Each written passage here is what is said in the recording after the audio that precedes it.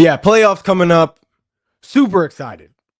I couldn't be more excited for this matchup that we are going to see on Saturday. Eagles hosting the 49ers. This is honestly the most favorable matchup for the Eagles in this entire postseason. This is going to be the easiest game, presenting the least amount of difficulty for the Eagles out of any other matchup that we'll have in this playoffs. Like, coming off of the year that we had, the season that we've had, the ups and downs, the deficiencies on both sides of the ball at times, the coaching issues we've had on the offensive side of the ball, I am so glad our round one matchup, our wild card round matchup, is the 49ers as opposed to any other team in the NFC. Like, I am so glad we are seeing the 49ers at home as opposed to seeing the Seahawks in Seattle, as opposed to seeing the Bears in Chicago, as opposed to even seeing the Rams in Philly, as opposed to, as really, I would rather see the 49ers than the Panthers right now. With the way Bryce Young has looked in this passing game with Tedero and McMillan, the way he's opened up that offense, the run game with Rico Dowdle and Chuba Hubbard. Like, I am so glad this is the matchup that we have. I would much rather play the 49ers at the link than any other team in the NFC right now. This is the best matchup for the Eagles. This is the easiest matchup for the Eagles. The Eagles are going to beat up on the 49ers. Like, it's not going to be close. This is going to get ugly for the 49ers at the link. The Eagles are beating the 49ers 31-10. I think the Eagles are beating the Niners 31-10. This, first of all, the 49ers defense will have no answer for this Eagles offense whatsoever. At least that's how it should be. With the talent that this Eagles team has on offense, regardless of who's calling the plays, a Super Bowl MVP in Jalen Hurts, a reigning offensive player of the year in Saquon Barkley, 2 1,000-yard receivers in A.J. Brown and Devontae Smith, a top 5 tight end, a Pro Bowl snub, guy who really should have been a Pro Bowler this year, in Dallas Goedert, with a healthy O-line with Lane Johnson back in the mix, back in the fold. This 49ers defense should have no answer for this offense. Should have no answer. And the 49ers offense really shouldn't have anything to throw at this Eagles defense aside from Christian McCaffrey. Like, there was no other fear factor. There was no other weapon that poses a significant threat to this Eagles offense or to this Eagles defense on that 49ers offense aside from Christian McCaffrey. This is going to be ugly for the 49ers. It's going to be ugly. And honestly, there is nothing that scares me about this 49ers team other than Christian McCaffrey. There's nothing else that scares me about this 49ers team other than C-Mac. A world-class elite running back. That is not going to be enough to beat this Eagles team. That is not going to be enough to make this Eagles defense bleed. There's nothing else that scares me about this 49ers team. I am not scared of Brock Purdy at quarterback in this matchup. I'm not. I have all the respect in the world for him, but Brock Purdy still has nightmares about what this defense did to him the last time we saw him in the playoffs. Didn't finish the game. They were down to having Christian McCaffrey at quarterback the last time we saw them in the playoffs. I am not scared of their passing game. I am not scared of Ricky Pearsall, of Juwan Jennings, and George Kittle. Ricky and Juwan Jennings have missed most of this season with injuries, and George Kittle is darn near 40 years old. I am not scared of Trent Williams and this offensive line. Not with the way the D-line has looked since acquiring Jalen Phillips, since bringing BG back. The way Jalix Hunt has looked this season, being not only the team's sack leader, but being the team's interceptions leader. Having Jalen Carter back, with the way Jordan Davis has played this season. And then looking at the 49ers defense, this is honestly no Fred Warner, no Nick Bosa, one of the worst pass rushes in the NFL. There is nothing about this 49ers team that scares me other than Christian McCaffrey. There's nothing about this 49ers team that scares me other than Christian McCaffrey. Like, if I'm looking at this offense first as a whole, there is nothing this offense, the 49ers offense, is going to be able to do against this Eagles defense. Like, if the Eagles can shut down Christian McCaffrey, that's it. Like, the game is over. If the Eagles shut down Christian McCaffrey, there's nothing else the 49ers will be able to do to make this Eagles defense bleed. Brock Purdy is not dicing up a secondary with the best DB duo in the NFL in Quinny Mitchell and Cooper DeJean.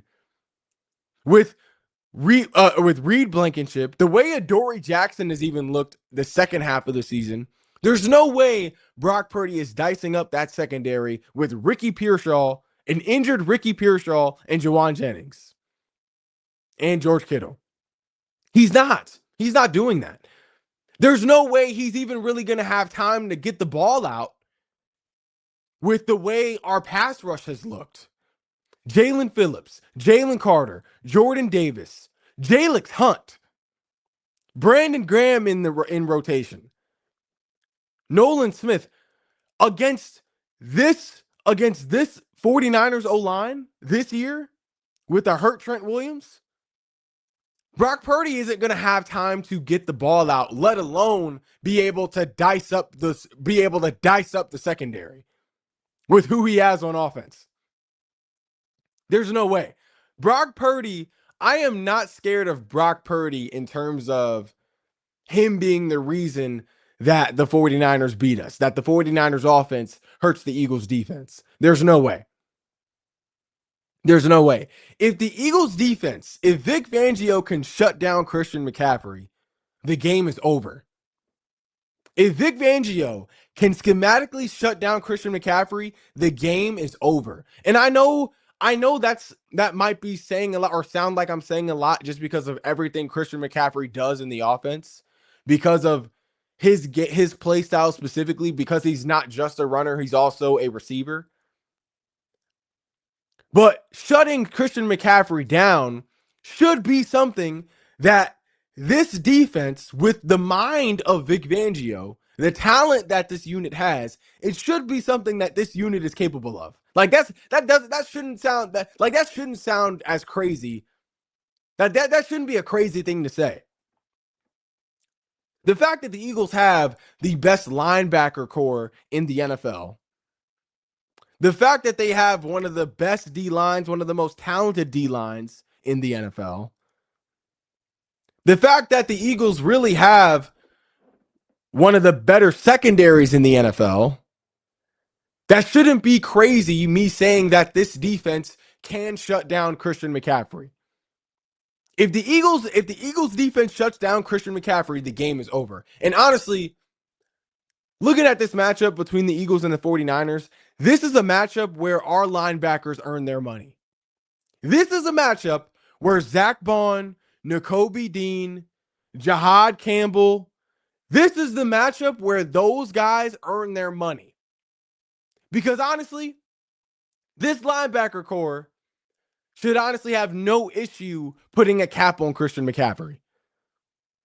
Like if we're talking about in coverage, against the run, blitzing, like this linebacker core can honestly do it all.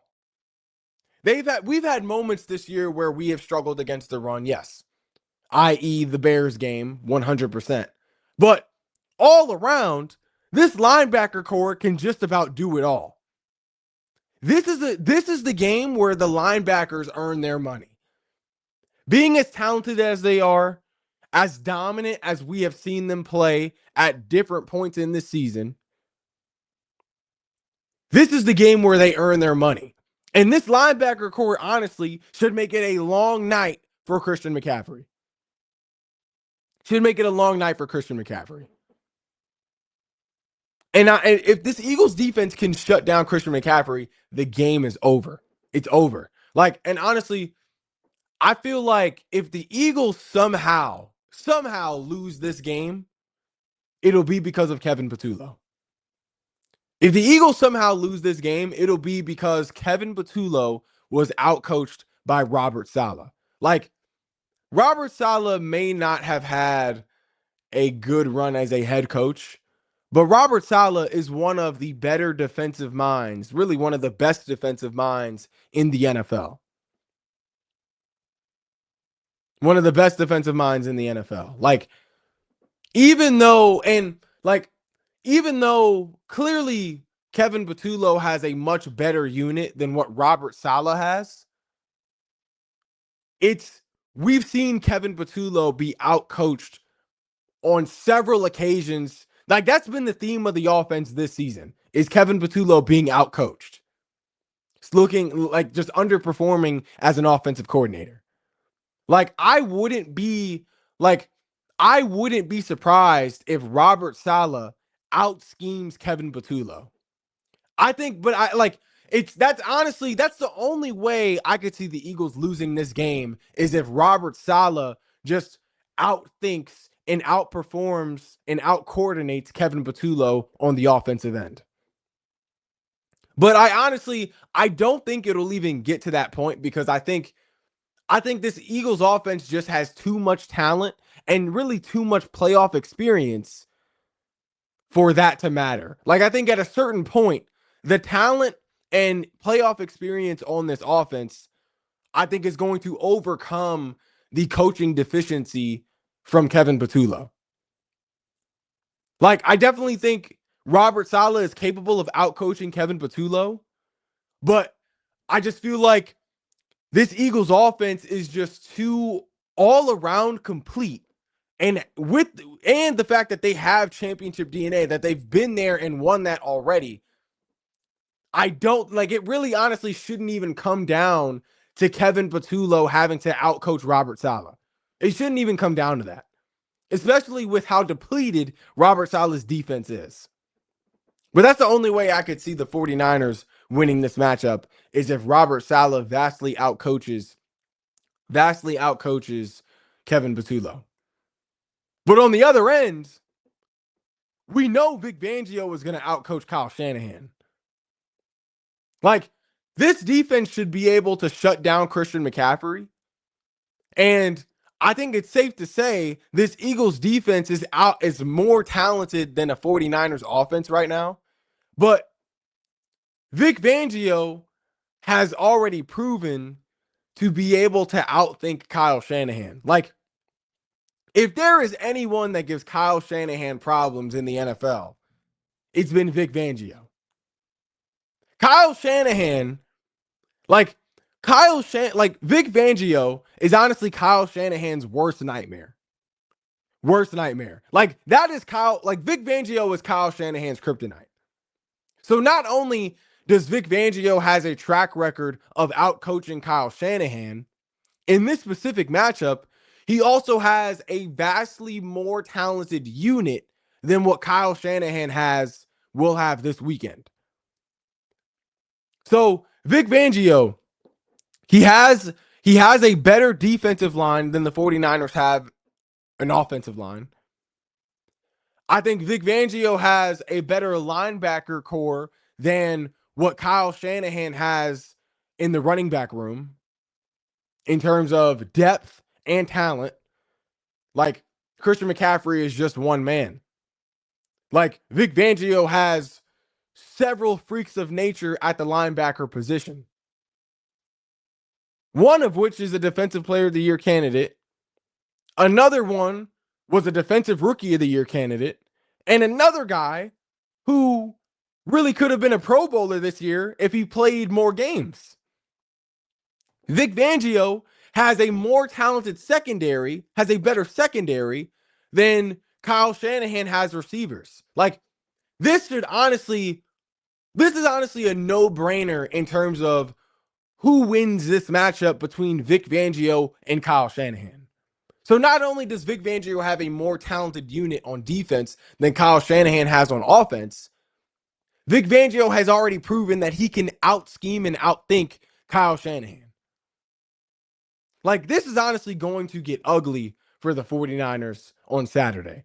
It's going to get ugly because there is nothing this 49ers team can really do that will be able to hurt this Eagles team. Like, and you got to think, like, yes, the Eagles defense has struggled at times against the run. And when you got to and when you think about struggling against the run, you think about the way the Eagles defense looked against the Chicago Bears. Over 200 yards rushing. DeAndre Swift, I forget how to pronounce his name, but the RB2 for Chicago just did whatever they wanted to do against this Eagles defense. You got to think Kyle Shanahan is dialing up something heavy in the run game, especially considering his receivers are coming off injuries. You got to think Kyle Shanahan is going to be prepared to run the ball heavy. You heavily utilizing Christian McCaffrey and Brian Robinson Jr. But even with that, do you honestly expect me to think that Vic Fangio is not going to be equally as prepared? Like, Vic Fangio experienced the Chicago Bears massacre front and center. Like, he was there for it. Like, do you honestly expect me to believe that Vic Fangio doesn't have something up his sleeve to make sure that type of performance never happens again, especially in the playoffs? Like, I expect Kyle Shanahan to have something up his sleeve in the run game, considering after watching that film against the Bears game. But there's no way you expect me to believe that Vic Fangio isn't making similar adjustments to make sure that we are never exposed in against the run the way we were against the Bears. There's no way. There's no way. You know, and I honestly think on the defensive end, the Eagles have nothing to worry about. Will have nothing to worry about because of how healthy the defense is right now, because of how talented the defense is going up against this offense, but most importantly, because of the brilliant mind of Vic Fangio. I think where we have to worry as Eagles fans is the offense. That's where we have to worry. Like, we know this Eagles offense is super talented, but we've also seen this Eagles offense fall short of expectation and capability and potential. I think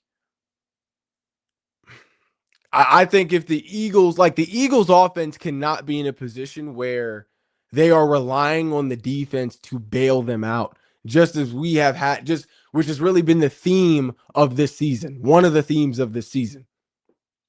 This Eagles offense cannot be in a position where it needs the Eagles defense to pull together a miraculous string of drives to bail them out of a hole that they dug themselves in. This Eagles offense cannot play piggyback to the Eagles defense. Not in the postseason. Not in the postseason. Because that's like, if it works for the 49ers, which it could, just because of, how kind of weak the 49ers look right now, that's not going to work against the Rams. That's not going to work against the Bears. It may not work against the Seahawks, depending on what version of Sam Darnold we see, if we see them. But it's not gonna work in the playoffs. But that's all we got for today's edition of No Shame with Shane. If you haven't already, be sure to like, follow, and subscribe to all of our social media platforms. And I will be back later on with more shameless takes.